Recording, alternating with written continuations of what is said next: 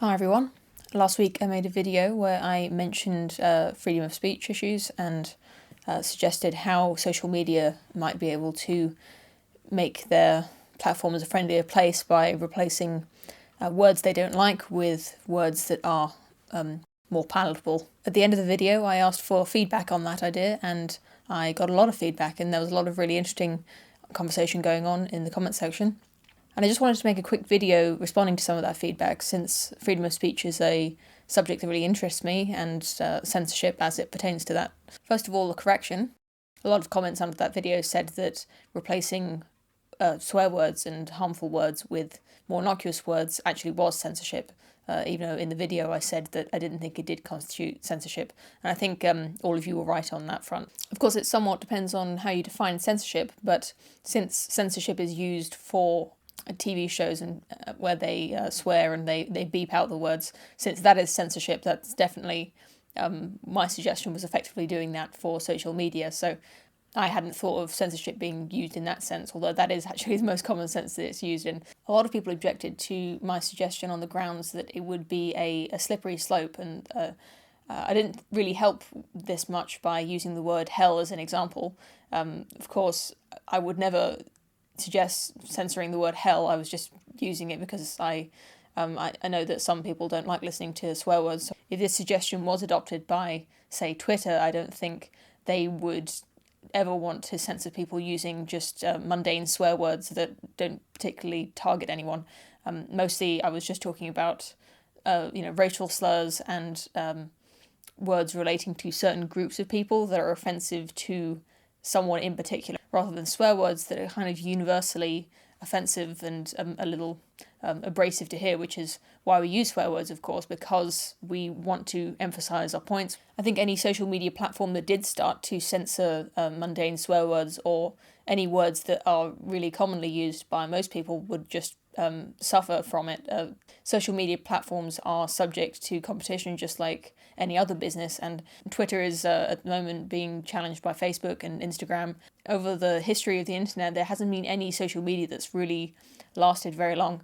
I saw an interesting graph of the sort of rise and fall of social media platforms, the MySpace being taken over by Facebook, and then Facebook being stolen a little bit by Twitter, but even Twitter is falling down now, and it could just as easily become Instagram being the most popular platform soon. I mean, if any particular social media platform started to censor swear words in a way that the users or the majority of users was not happy with, the users would just start using a different platform more.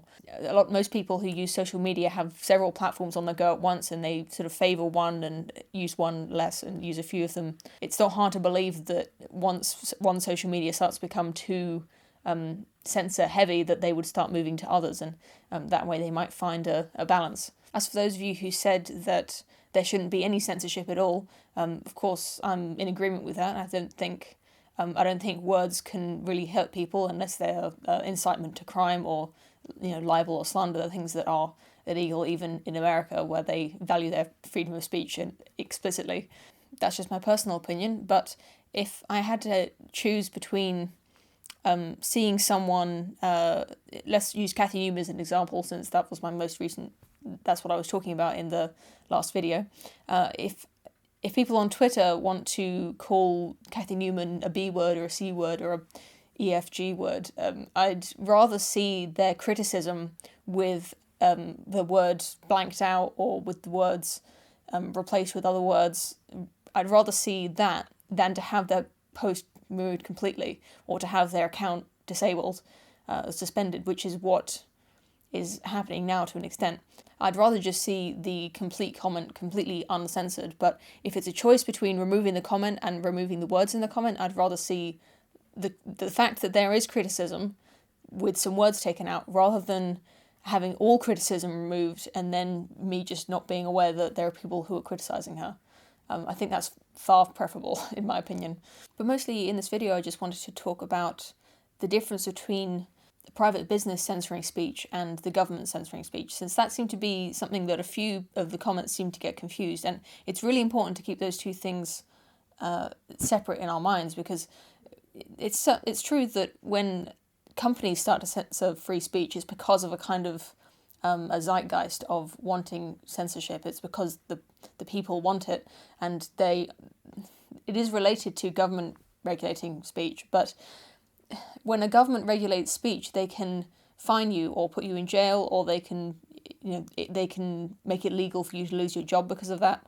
But social media cannot put you in jail. If Twitter bans your account, all that they are doing is stopping you from using Twitter, which is the service they were providing to you for free in the first place. Removing your ability to use that service is not actually impinging on any of your rights. It's not right. I don't think it's right or moral, but that is all they're doing. They're just stopping you from using their service. They can't actually do anything to you.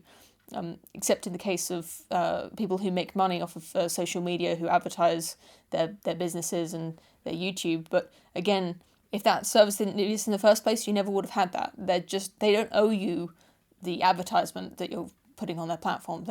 And it's the same with YouTube, who a lot of people make their money off YouTube, making videos and putting advertisements on there. And YouTube have started demonetizing a lot of videos. And yeah, that's not right. That's not moral, I think. But the advertisers who are paying YouTube to put adverts on your videos, they don't owe you that. They don't owe you the adverts. They don't owe you the revenue from those adverts. They have just as much right to take away their advertising from you as according to whatever whim they want. They could take away their advertising just because they don't like your face or your body type.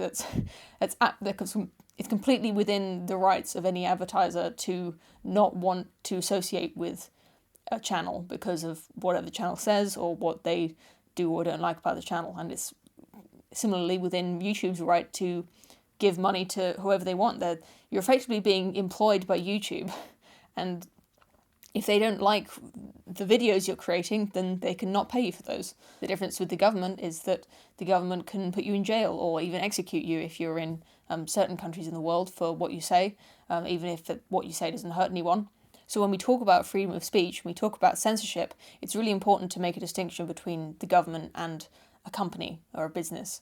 If we take the example of the Scottish YouTuber who was recently found guilty of being grossly offensive by the UK government because of a YouTube video that he made, that is government free speech laws prosecuting him for a social media video, but the video actually wasn't censored by YouTube. It probably wasn't monetized, I don't know, but the video was still up on YouTube, and if it wasn't promoted by YouTube, it never would have got that many views. So although it was a social media post that was his crime according to the judge, it wasn't YouTube that was censoring him, it was the UK government. YouTube let him put up the video. They recommended his video by using its algorithm, which is why it got so many views, which is what got him in trouble in the first place. So although it's a social media issue, it's not social media who was censoring him, it's the government who's censoring him.